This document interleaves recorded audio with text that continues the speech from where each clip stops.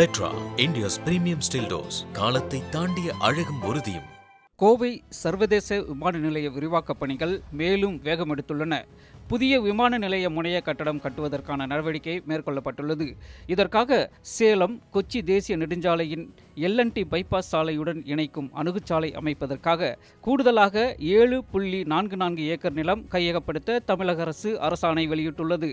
ஏற்கனவே விமான நிலைய விரிவாக்கத்திற்காக சுமார் 600 ஏக்கர் நிலம் ஒதுக்கப்பட்ட நிலையில் தற்போது சாலை இணைப்புக்காக கூடுதலாக 7.44 ஏக்கர் நிலம் கையகப்படுத்தப்பட உள்ளது. இதற்கான அரசாணை ஜூலை 2ஆம் தேதி வெளியிடப்பட்டதாக தகவல்கள் தெரிவிக்கின்றன. இதுவரை தமிழக அரசு 621.58 ஏக்கர் நிலத்தை கையகப்படுத்தி இந்திய விமான நிலைய ஆணையத்திடம் ஒப்படைத்துள்ளது.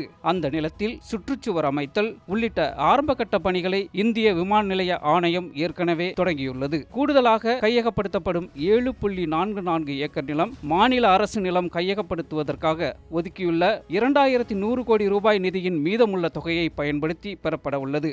இந்த நிலப்பகுதியில் கட்டடங்களோ மரங்களோ இல்லாததால் நிலம் கையகப்படுத்தும் பணிகள் விரைவாக நிறைவடையும் என அதிகாரிகள் நம்பிக்கை தெரிவித்துள்ளனர். இந்த கூடுதல் நில ஒதுக்கீடு குறித்து அறிந்துள்ள இந்திய விமான நிலைய ஆணையம் அடுத்த கட்ட கட்டுமான பணிகளை தாமதமின்றி தொடங்க நிலம் கையகப்படுத்தும் நடவடிக்கைகளை விரைவுபடுத்த வேண்டும் என மாவட்ட நிர்வாகம் கேட்டுக்கொண்டுள்ளதாக கூறப்படுகிறது.